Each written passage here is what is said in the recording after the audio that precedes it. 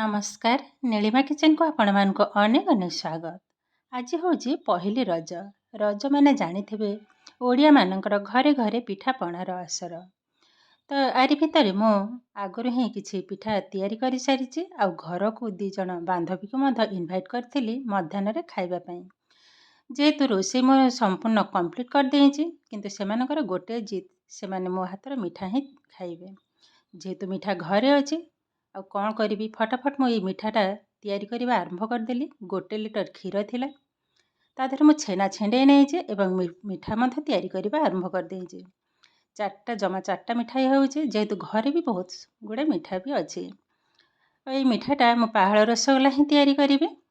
एमिति बड़ साइज रो ही तैयारी कर नउछि। एबे गैस रे कड़े बसे नेला परे कड़ेटा भल भाबरे तातिला परे एबे देदेली चीनी। चीनीटा आमर कारामेल हबार अछि। एबे देखंतु चीनीटा भी धीरे धीरे मेल्ट हो गलानी आर कलर भी मध्य चेंज हो गलानी। एबे कौन करिबा एबे पानी ढाली नबा। देखंतु चीनीटा संपूर्ण गली जाइजे। एबे दे देबा पानी। पानीटा देखिकी दबा कहबा। आउ टिके पानी लागिबा। एबे भल भाबरे गोळेई नबा। आधेरे आउरी 1 कप चीनी को पके नेबे। पानी को मध्य ढाली नबा। ये संपूर्ण चीनीटा मेल्ट हवा पर्यंत टिके अपेक्षा करिबा। आरी भितर खरा बेलर रोषेई किंतु मो संपूर्ण कंप्लीट कर नेइछि।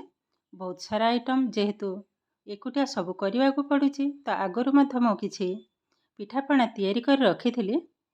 आउ गोटे दिन तो सब करि हबनी। एबे देखंतु मिठा को मध्य मो ए भली भाबरे गोटे गोटे पके नेबे। हाई फ्लेम रे पाखापाखि 20 रु 25 मिनिट ए भली भाबरे बसिबो। मिठाटा भी देखंतु एबे कवर कर नबा। मिठाटा केते सुंदर भाबरे फुलिछि। एबे बढ़ा बढ़ी स्टार्ट करिबे। मिठाटा एपटे हवा पई भी टिके टाइम लागिबो। आ खरा बेलर जो मु रोषेई करथिली तो देखै तो पारिलिनी। एबे देखंतु बहुत सारा आइटम मध्य मु तैयारी करिछि। पाखापाखि 7-8 प्रकार आइटम। आ जाहेले भी इते सब आइटम एकुटिया परिबा काटी मसला बाटी सब तो करने को पड़ुछि। देखंतु आरी भितर बहुत सारा आइटम पिठा मिठा सहित आंब। तो ये भात मध्य मु बाढ़ी नेबे मध्याह्न रे खाइबा पई। एबे देखंतु गोटे थाली रे मु बाढ़ी नेछि भात। ता सहित अछि कोइलिखिया साग परा, भेंडी आलू भजा, ता सहित अछि साग भजा।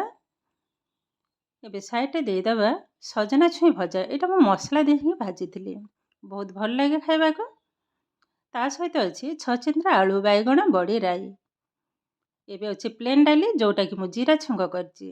ता सहित अछि मशरूम आंबुल पकई तरकारी करछि। ता सहित अछि पांपड़ आलू तरकारी आंब एवं मिठा। तो ये किंतु प्रस्तुत हो गला आजिर लंच थाली रेसिपी। आजिर भिडियोटी आपण मानकु केमिते लागिला कमेंट करबा को जमा भी भूलिबेनी। आउ जदि भिडियोटी भल लगे लाइक करिवे, शेयर करिवे, सब्सक्राइब करिवे। एमिति आउरी नुआ नुआ भिडियोर नोटिफिकेशन पाइबा पई पाखरे थिबा बेल आइकन को क्लिक करिवे।